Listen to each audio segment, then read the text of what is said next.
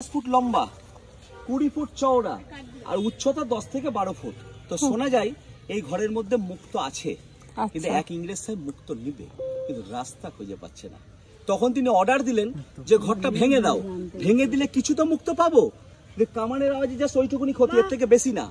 3-4 দিন পর নাকি ইংরেজ সাহেবের নাক মুখ দিয়ে রক্ত মারা যায়। তারপর থেকে ঘরটাকেও ভাঙার চেষ্টা করেনি। বা একটু আগে আমি আপনাকে বললাম যে এর মধ্যে মুক্ত আছে, তাহলে ঘাসিদি বেগম মুক্ত বের কি করে করতো? মিডিল পয়সার সিঙ্গিরালা দেখালাম, তার তল দিয়ে আন্ডারগ্রাউন্ড রাস্তা ছিল এটা, কিন্তু মহল ভেঙে গেছে বলে রাস্তা বুঝে গেছে। মতিঝিলের 3টে চ্যাপ্টার টার্নিং পয়েন্ট, এক সারা ওয়ার্ল্ড ফেমাস বাণিজ্য কেন্দ্র। তখনকার দিনে সোনার থেকে মুক্তের দাম বেশি ছিল। দ্বিতীয় হচ্ছে জানলা দরজাবিহীন গুপ্তঘর। আর তৃতীয়, সিরাজের বিরুদ্ধে প্রথম ষড়যন্ত্র নিজের মাসি ঘাসিদি বেগম এখান থেকেই করেছিল। এখান থেকে ভারত 200 বছর পিছিয়ে গেছিল। আর সিরাজের পুরো নাম বলতে গিয়ে অনেক সময় নিজের নাম ভুলে যায়। সিরাজের পুরো নাম হচ্ছে মীর মোহাম্মদ সুজাউল মুল্ক নাকাত নসরি করিম হায়দার আলী জং বাহাদুর মনসুর আলী খান और সিরাজউদ্দৌলা। এটা সিরাজের নাম পুরো। সিরাজের হাইট কত ছিল? 7 ফুট 2 ইঞ্চি। তার তরবাল আমি আপনাকে সচক্ষে দেখাবো 5 ফুট আমার এখানটায়। কারণ সিরাজউদ্দৌলা জাতি ছিলেন পার্সিয়ান, আর পার্সিয়ান কাকে বলা হতো? ইরান কাকে পার্সিয়ান বলা হতো। এই যে হাজারদের ভিতরে আপনাকে যখন ঢোকানো হবে, নবাব সিরাজউদ্দৌলা 5 ফুট তরবাল দেখানো হবে। বিশ্বের মধ্যে বৃহত্তম ঝাড়বাতি দেখানো হবে।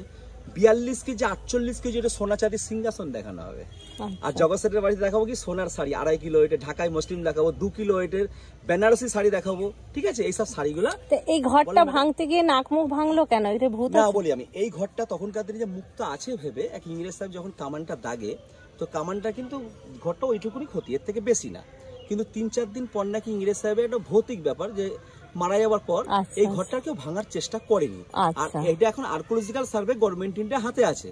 1750 লাগবে, নতুন করবে না, কারণ নতুন করলে ইতিহাস থাকবে না। যেমন দেখেন তারাপীঠ মায়াপুর ধর্মীয় ট্যুর, দীঘা হচ্ছে প্রাকৃতিক ট্যুর, আর মুর্শিদাবাদ হচ্ছে ইন্ডিয়ান মুসলিম হিস্ট্রি এডুকেশন ট্যুর, শিক্ষামূলক ভবন। এখানে সবই ভাঙাচোরা, তার মধ্যে ইতিহাস লুকিয়ে আছে। ওকে, নেক্সট পয়েন্ট আমি আপনাকে নিয়ে যাবো সব থেকে টার্নিং পয়েন্ট, জাহানকোষা কামান। এশিয়ার মধ্যে বৃহত্তম কামান, যে কামানটার ওয়েট হচ্ছে 7 টন, মানে 7000 কিলো। আর এক জায়গা থেকে অন্য জায়গায় টেনে নিয়ে যেতে 6টা হাতি লাগতো, যেটা এশিয়ার মধ্যে বৃহত্তম কামান। 1637 সালে কামান, কোনো মোর্চে নেই। Next point. ওকে।